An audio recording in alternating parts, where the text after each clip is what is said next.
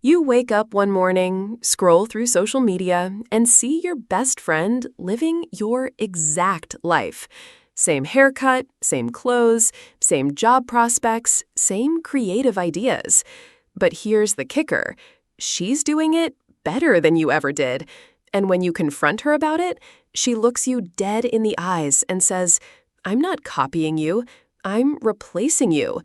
What happens next will make your blood run cold. This is the story of Hazel, a 24-year-old graphic designer, and her roommate, Jess Sullivan, two best friends who lived together, worked at the same marketing agency, and shared everything.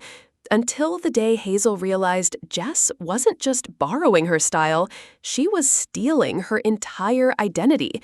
And when Hazel tried to stop her, well, let's just say one of them ended up in the hospital and the other ended up in handcuffs.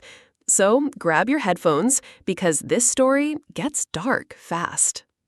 Hazel and Jess met in college. Hazel was the creative one, always had the coolest vintage finds, knew about bands before they blew up, had this effortless style that people would literally stop her on the street to ask about. Jess, she was the opposite. Plain Jane, lived in sweatpants, kept her head down. But here's the thing about Hazel. She had a heart of gold. When she saw Jess eating lunch alone every day, she didn't think twice. She marched right over and said, "You're sitting with us now." And Jess, she looked at Hazel like she'd just been handed the keys to a kingdom she never knew existed. They became inseparable. Hazel would take Jess thrifting, teach her how to do winged eyeliner, show her the cool coffee shops downtown, and Jess absorbed it all like a sponge. Hazel thought she was just helping a friend find her confidence. She had no idea she was creating a monster. It started small.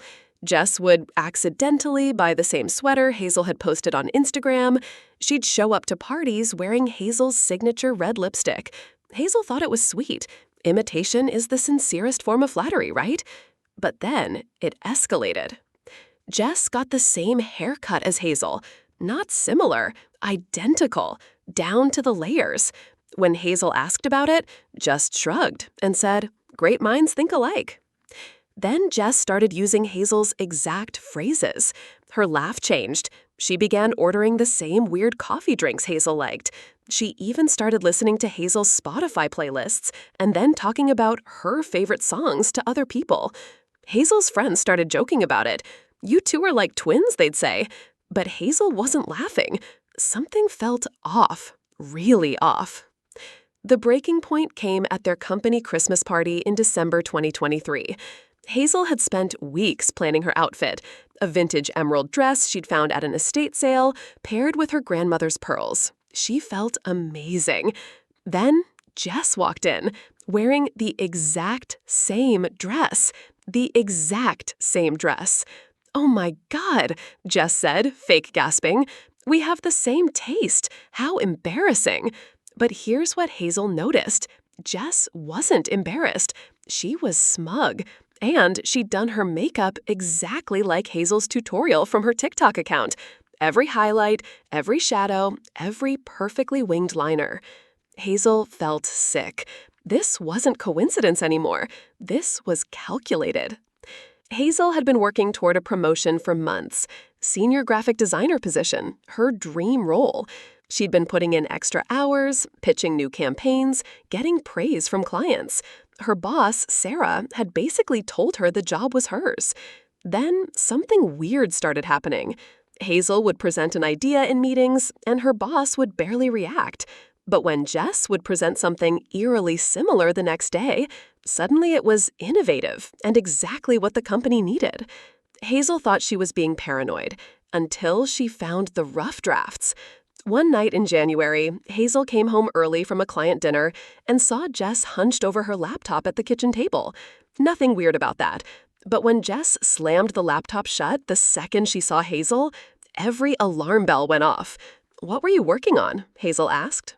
"Oh, just boring client stuff," Jess said. But her voice was too high, too nervous. Later that night, when Jess was in the shower, Hazel saw the laptop still sitting on the kitchen counter, just sitting there, unlocked. Hazel knew she shouldn't look, but something deep in her gut was screaming that something was wrong. She opened it. On the screen were Hazel's sketches, her private design concepts that she'd been developing for the promotion pitch, detailed notes about her strategies, screenshots of her work portfolio, and at the top of the document, a presentation titled Jess Sullivan Senior Designer Application. Jess had been stealing her ideas, polishing them, and presenting them as her own for months. But here's the sickest part. She was doing it better, taking Hazel's raw creativity and perfecting it, making it more corporate-friendly, more appealing to their boss's taste. When Jess walked out of the bathroom, towel wrapped around her head, she found Hazel holding the laptop. How long? Hazel's voice was barely a whisper. Jess didn't even try to deny it. She just smiled, that cold smile, and said, "How long have you been leaving your work files open on the shared computer? You really should be more careful with your passwords, Hazel." Hazel waited until the next morning. She'd barely slept, staring at the ceiling all night, thinking about every stolen idea, every presentation Jess had given using her work. "We need to talk," Hazel said the second Jess walked into the kitchen. Jess poured herself coffee, using Hazel's favorite mug, of course, and sat down like nothing had happened. About what? About you stealing my work, about you sabotaging my promotion, about you being a psychotic identity thief. Jess took a slow sip of coffee and smiled.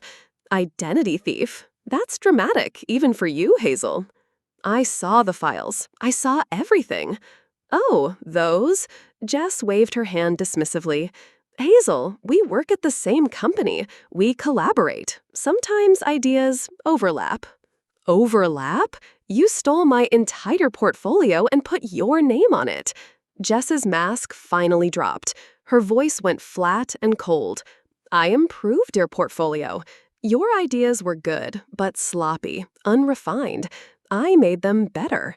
I made them actually worth something." Hazel felt like she was talking to a stranger.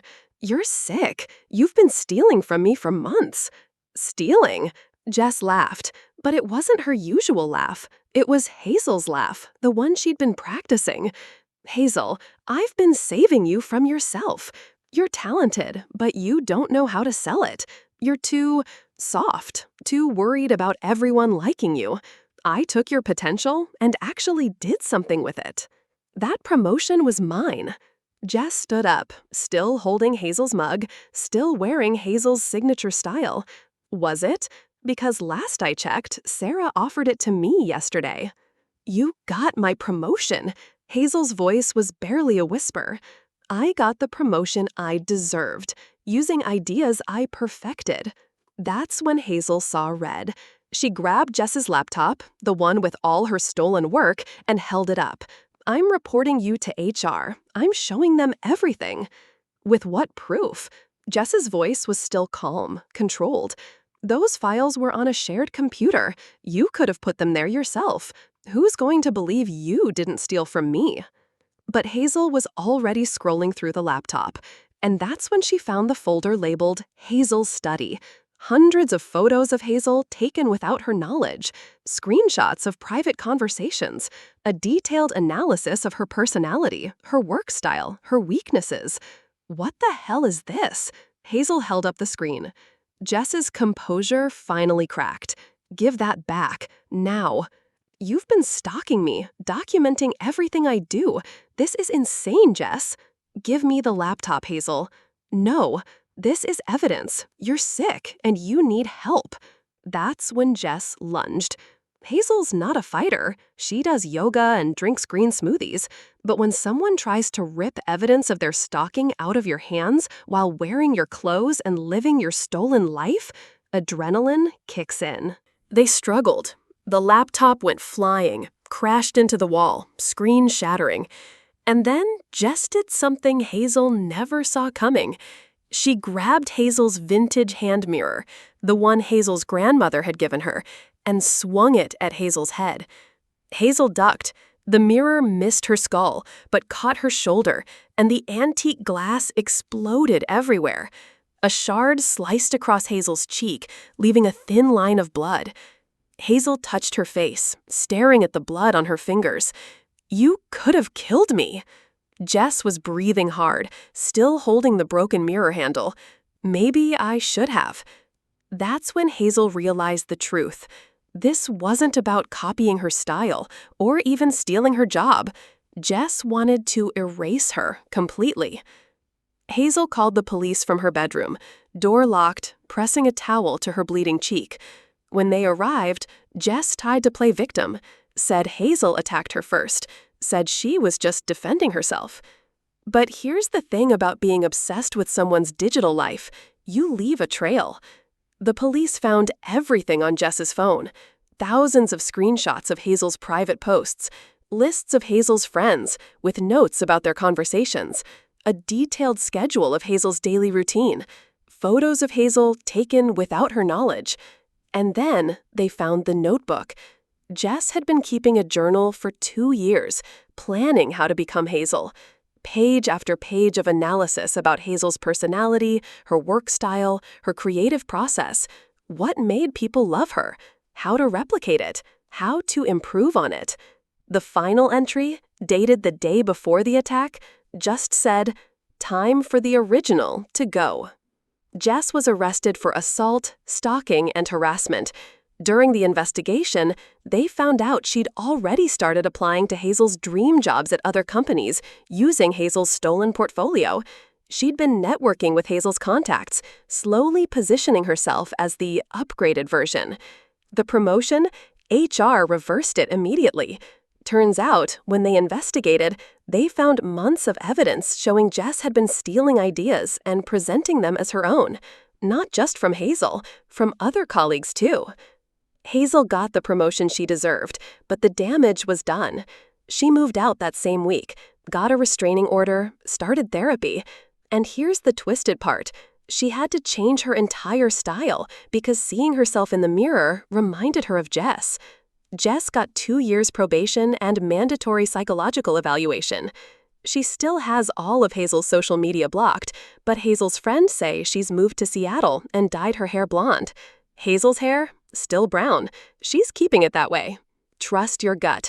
When someone's copying you, it might seem flattering at first, but when every compliment feels like research and every conversation feels like an interview, run. Because the difference between inspiration and obsession, one of them ends with you in the hospital, and the other ends with you in therapy, wondering if you'll ever feel safe being yourself again.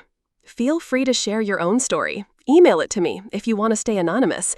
And remember to subscribe for more relatable stories.